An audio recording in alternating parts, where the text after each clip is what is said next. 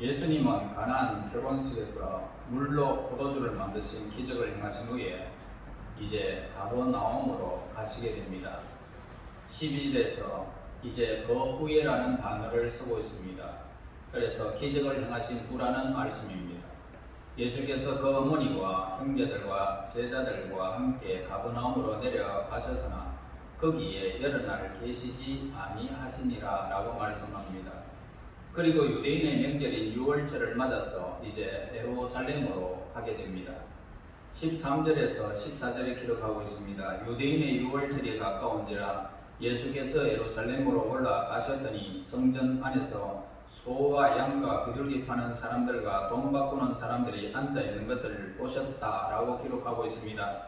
예루살렘으로 올라가서 성전에 들어가신 예수님은 이상한 현상을 목격하게 되어집니다.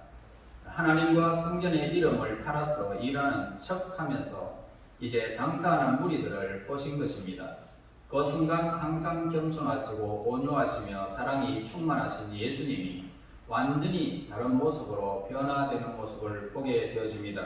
이제 15절에서 19절에 보면은 노건으로 채찍을 만드사 양이나 소를 다 성전에서 내쫓으시고 돈 바꾸는 사람들의 돈을 쏟으시며 상을 엎으시고 비둘기 파는 사람들의 이르시되 이것을 여기서 가져가라. 내 아버지의 집으로 장사하는 집을 만들지 말라 하시니 예수님의 진노의 불행이 떨어진 것입니다. 그래서 예수님이 노하시자 아무도 판가지 못한 채 성전 안에서 숙연해지는 모습을 보게 되어집니다. 여러분, 가나안의 결혼식에서 물로 포도주를 만드신 기적의 이 장면에 이어서 곧바로 예수님이 채찍을 들고 노하시는 장면을 소개하고 있는 것을 보게 되어집니다. 그 이유가 무엇인지를 우리는 알아야 되겠습니다. 마태와 마가와 누가 복음에서 이 사건을 예수님이 체포 당하시기 직전에 기록하고 그러게 있습니다.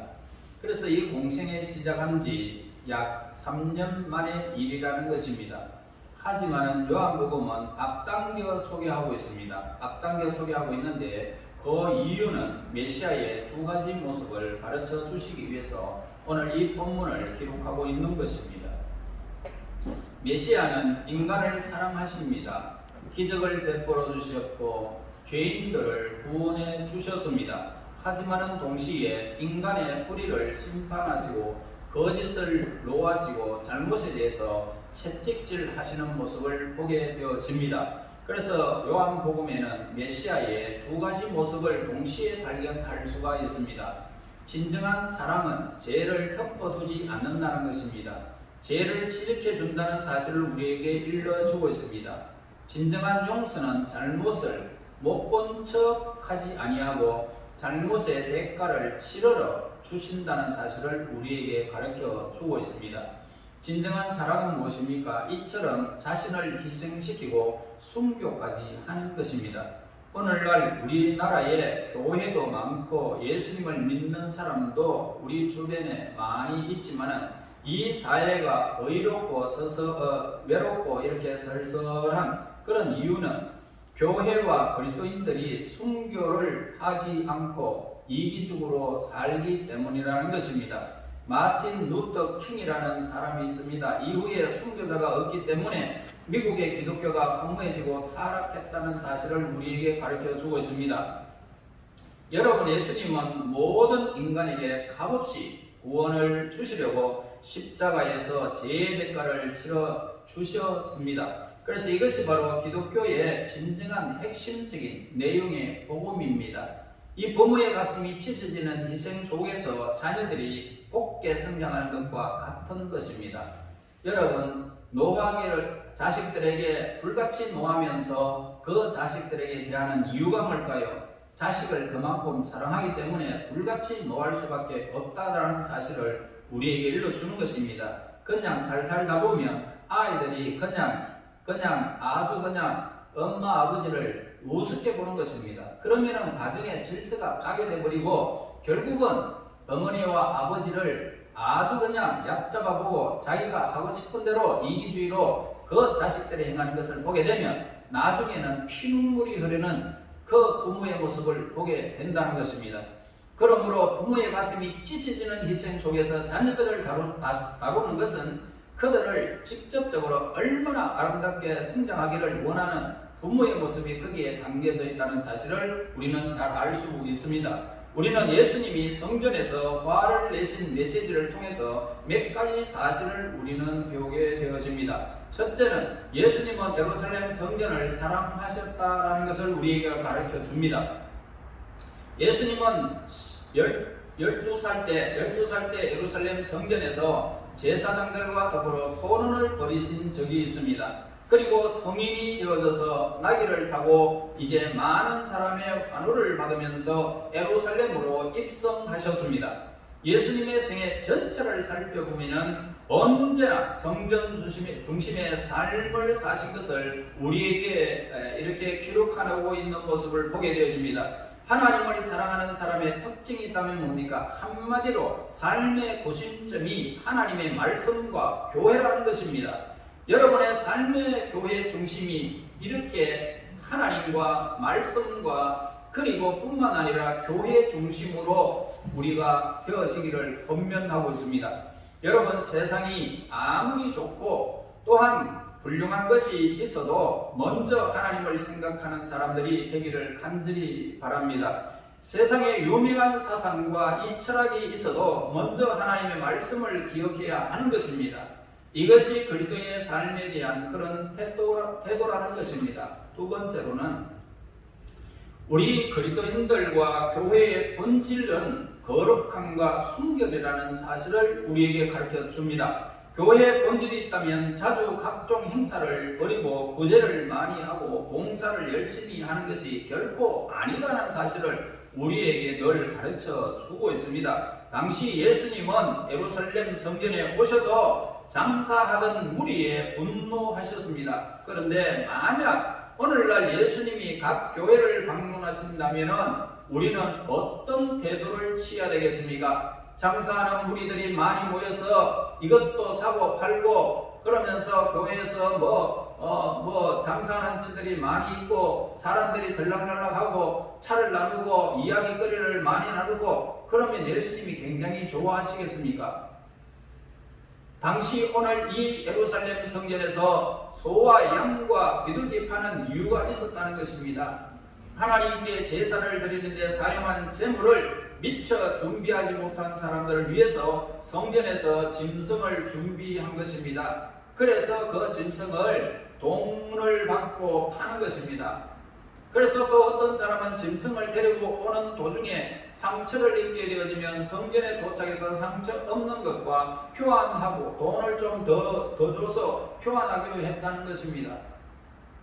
그리고 성 전체로 이제 반세계를 내야 하는데 로마 화폐는 이방인의 것이다 라고 하여서 사용이 금지된 것입니다. 그래서 무엇을 바꾸느냐? 이스라엘의 돈은 화폐로 세겔로 바꿔야 그래야 하나님 앞에 드려졌다라는 것입니다. 그래서 처음에 그 일이 좋은 동기로 시작되어졌습니다. 하지만은 제물용 짐승을 판매하고 환전하는 과정에서 이익이 발생되어지자 인간이 이기심과 탐욕이 예배의 성전을 지배하게 되었다는 사실을 우리에게 일러주는 것입니다. 이 정도가 이렇게 심하게 되어지자 제사장과 짜고서 이제는 성전에서 장사하고 또 환전을 하게 되어졌다는 것입니다. 분명 그 장사치들은 성전의 제사장에게 돈을 바쳐 쓸 것입니다. 그래서 성전에서 하나님께 예배드리는 것이 관심에서는 멀어져 나가고 이제는 온통 장사하는 것에 신경을 다 썼다는 사실을 보게 되어집니다. 모든 사람의 이익 추구에서 혈안이 되어 있다는 것입니다. 이를 보신 예수님이 진노하신 것은 당연한 일이었던 것입니다. 우리는 어떤 일을 시작할 때에 선한 동기를 가지면서 시작하게 되어집니다. 그러다가 일이 추진되는 과정에서 이익이 발생되어지고 서로 이해관계가 맞물리기 시작하면서 관계의 사람들의 모든 마음은 야수로 돌변하는 것이 인간이라는 사실을 우리는 잊어서는 안 됩니다.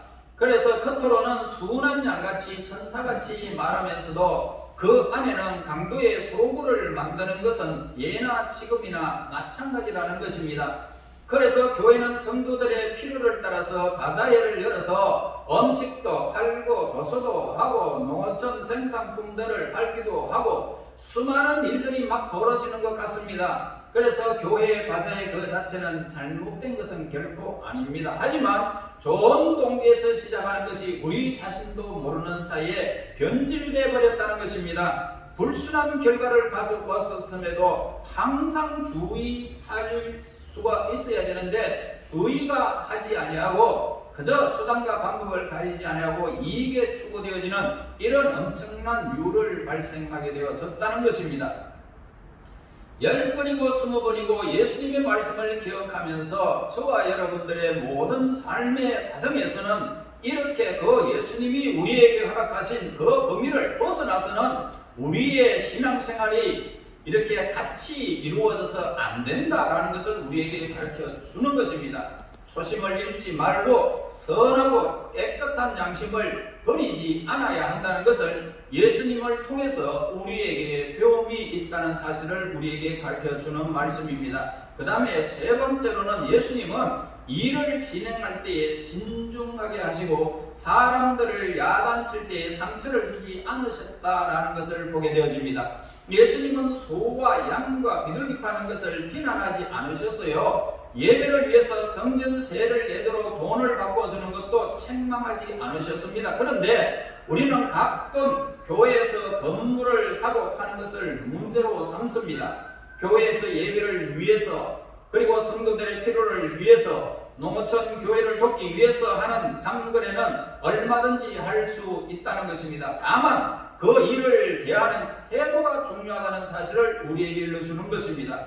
예수님은 이것을 지적하신 거예요. 예수님은 녹돈으로 채찍을 만들어서 양과 소를 내쫓고 돈을 바꿔주던 그런 탁자를 각 엎어 버렸습니다. 여기서 우리가 주목해야 할 것이 뭡니까? 예수님은 사람을 치지 않으셨다라는 점을 우리는 보게 되어집니다. 흔히 이런 경우 우리는 사람을 치게 되어집니다. 하나님이 일을 한다면서 지나친 그런 오역심이 발동해서 사람에게 상처를 주고 도덕적으로 수치심을 안겨주는 일들이 너무 쉽게 발생하는 일들입니다. 요즘 우리 사회에는 사실인지 아닌지 규명되기도 전에 이미 언론에 발표해버리고 그리고 사람을 도덕적으로 윤리적으로 파멸시켜버리고 그 사람의 생업마저 망가뜨리는 일들이 오늘 우리 주변에서 종종 일어나는 행위들입니다. 나중에 진실이 규명되더라도 이미 망가진 그 사람의 인생을 이 사회에서 아무런 책임도 지지 않더라라는 것입니다. 언론이 사람을 망쳐버리고 그리고 이 모든 언론들이 그 사람의 진실됨을 온전히 깨닫지 못한 채 그저 자기들의 이익 추구를 위해서 흘러버린 그 엄청난 그런 사실들을 우리가 볼 때에 가슴이 메어지지 않을 수가 없습니다. 상처를 받은 사람은 영원히 이 세상에서 구제할 수 없는 엄청난 치명타를 입은데도 불구하고 사과 한마디 없다는 것입니다. 그러므로 나중에 진실이 규명되더라도 그 망가진 사람을 누가 인생의 그 모든 이런 책임을 지겠습니까? 책임을 지지 않더라는 것입니다. 그래서 우리는 사람을 파멸시키고 죽이는 사회를 지금 우리가 살고 있다 이 말씀입니다. 또 하나 주목해야 할 것이 있어요. 예수님이 비둘기를 파는 사람을 대하시는 태도를 우리는 보게 되는데 예수님은 화를 내고 성전에서 양과 소를 내쫓으시고 비둘기는 날려보내지 않으셨다는 사실을 여러분 아셔야 합니다. 소나 양은 다시 잡을 수 있지만 비둘기가 다시 잡아오기가 불가능하기 때문입니다. 이로써 예수님은 일을 진행하실 때에 매우 신중하게 처리하셨음을 우리는 알 수가 있습니다. 그래서 예수님은 남의 재산을 축내지 아니하시고 잘못한 사람들의 인격도 소중하게 다루셨다라는 것을 우리는 본문에서도 알 수 있습니다. 그리고 한 가지 더 주목해야 할 것이 있습니다. 예수님이 성전에서 화를 내시고 장사하는 사람들을 내쫓으실 때에 제자들이 동참했다라는 기록을 찾아볼 수 없다는 점을 우리는 보게 되어집니다. 그러면 우리가 해야 할 일이 분명해지는 것을 우리가 알 수가 있지요. 다시는 그런 일이 발생하지 않도록 미리 경고의 메시지를 준다는 것입니다. 사람의 인격에 상처를 주는 일은 결코 우리의 몫이 아니다라는 것을 우리에게 가르쳐 주고 있는 것입니다. 그러므로 이것은 가정과 직장과 그리고 사회생활에서 우리 그리스도인들이 배워야 할 좋은 교훈이라는 사실을 우리에게 일러줍니다. 여러분, 한 사람의 인격이 얼마나 소중한지를 예수님은 다 가르쳐 주셨습니다. 그러므로 화를 내더라도 오늘 우리의 삶에서 한 사람의 매장시키는 그런 인격 모두 이런 일들은 우리에게는 다시금 발생되지 않아야 함을 우리가 오늘 이 본문에서 배워야 할 것입니다. 자, 이제 네 번째로 가서는 예수님의 영적 영향력이 매우 컸다라는 것을 우리에게 가르쳐 주고 있습니다. 제자들은 항상 사랑과 은혜가 많고 겸손하신 예수님 보다가 이제 또 다른 모습을 발견하고 그분의 다음과 같은 말씀을 기억해내고 영적으로 크게 감동하는 모습을 보게 되어집니다. 17절 보세요. 제자들이 성경 말씀에 주의 전을 사모하는 열심히 나를 삼키리라 한 것을 기억하더라라고 했습니다. 영적 감동의 결정적인 이것이 뭡니까? 바로 영적으로 가장 최고의 감동의 결정은 순교라는 것입니다. 순교는 뭡니까? 남을 해치지 아니하고 대신 본인이 고통을 겪는 것을 말하고 있습니다. 여러분, 남에게 상처를 얼마나 받은 사람이 많습니까? 그런데 순교하게 되어지면 어떻습니까? 그 상처를 자기 혼자 감당하지 다른 사람에게 전가되지 않는다는 것입니다. 이것이 순교입니다. 남을 죽이지 아니하고 대신 자신이 죽는 것이 순교라는 것입니다.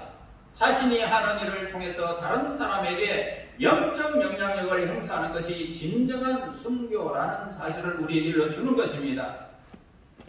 그 다음에 다섯 번째로 예수님의 돌발적인 행동에서 유대인과 종교 지도자, 특히 성전에서 이해관계가 있는 사람들이 당했다라는 것입니다.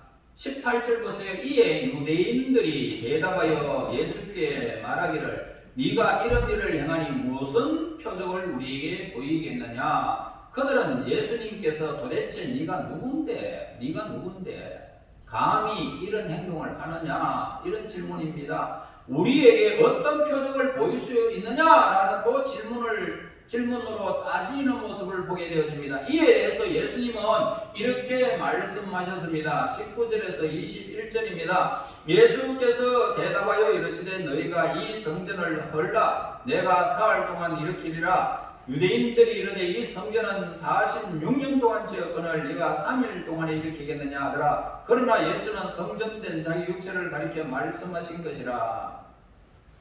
여러분, 세상 사람들은 자신들이 살아온 방식으로 모든 사물을 이해하기 때문에 결정적인 순간에 깨달아야 할 영적 의미를 전혀 깨달지 못하는 경우가 비일비재한 것입니다. 유대인들이 무슨 권세로 이런 행동을 하느냐라고 질문을 합니다. 권세 있으면 표적을 한번 보여봐라 이 말입니다. 그지요? 그렇게 하자 예수님은 아주 재미있는 대답을 하고 계십니다. 무려 46년에 걸쳐서 지은 이 어마어마한 예루살렘 성전을 가리켜서 이 성전을 너희들이 한번 걸어봐라. 그러면 내가 3일 만에 다시 세우겠다 라고 말씀하셨습니다. 유대인들은 예수님이 하신 말씀의 의미를 도무지 깨달지를 못했던 것입니다. 예수님이 하신 비유의 말씀을 모든 사람이 알아들을 수 있는 것은 결코 아닙니다. 특별히 하나님의 선택된 백성들만 알아들을 뿐입니다. 듣는 귀가 있는 사람만 들을 수 있는 것이 예수님의 말씀이요 하나님의 말씀입니다. 예수님은 십자가에 못 박혀 죽으시고 3일 만에 부활하실 것을 예표한 말씀을 주셨지만은 제자들은 포함해 어느 누구도 그 의미를 깨달은 사람은 그 당시에 한 사람도 없었습니다. 이것은 예수님이 말씀하신 비유의 핵심 부분에 해당한다는 것입니다. 예수님은 이어서 비유로 말씀하신 것에 대해서 확실하게 해석해 주셨습니다. 21절에 그러나 예수는 성전된 자기 육체를 가리켜 말씀하신 것이라고 하셨습니다. 여러분, 여기에 예수님이 없으면 성전이 될 수가 없습니다. 예수님이 오늘 이 성전의 주인이십니다. 그분이 없으면 우리의 의미가 없습니다. 그래서 이 성전은 예수님을 가리키는 것입니다. 몸된 제단입니다. 예수님의 몸된 제단. 우리는 영적인 눈과 귀가 떠지고 밝혀져서 복음과 구원의 비밀을 깨달는 복이 우리에게 있어야 하는 것입니다. 어쩌면 예수님이 십자가에서 죽으신 것이 인간의 눈으로 본다면 너무나도 잔인하고 실패한 그런 경우일 것 같이 보입니다. 하지만 영적인 눈을 뜨고 볼 때에 이 십자가 사건은 예수님의 진정한 승리이자 인간에게는 어마어마한 축복이라 나눌 수가 없습니다. 중요한 것이 있다면 뭡니까? 예수님께서 부활하셨다는 사실입니다. 죽었다가 완전히 인생의 그 모든 육체의 그냥 생명이 완전히 끝나버리는 그 순간이었지만 3일 만에 다시 예수님은 예전의 모습이 아니라 완전히 예전의 모습뿐만 아니라 영적인 그 몸을 가진 모든 공간을 초월한 모습으로 부활하신 것입니다. 그러므로 구약에서 이 성전은 하나님의 임재하시던 곳이 성전입니다. 여러분, 예수님의 몸된 이 교회는 하나님이 임재하시고 예수님이 임재하시고 성령이 임재하시고 천군 천사가 이 예배를 둘러쓰고 이 예배의 모든 과정을 다 받으시는 분이십니다. 그분이 임재하는 것, 하나님의 용서가 있는 곳이요 하나님의 사랑을 보여주시고 창조의 구원의 비밀을 담겨 있는 공간이 이 예배 장소라는 것입니다.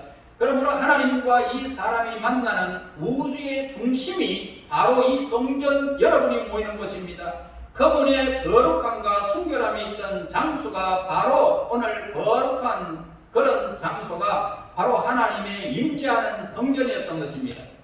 그리고 하나님의 백성들에게 믿음의 원천이 바로 그곳에서부터 출발한 것입니다. 그런데 신약에 와서 예수님은 내가 성전이다 라고 말씀하셨습니다.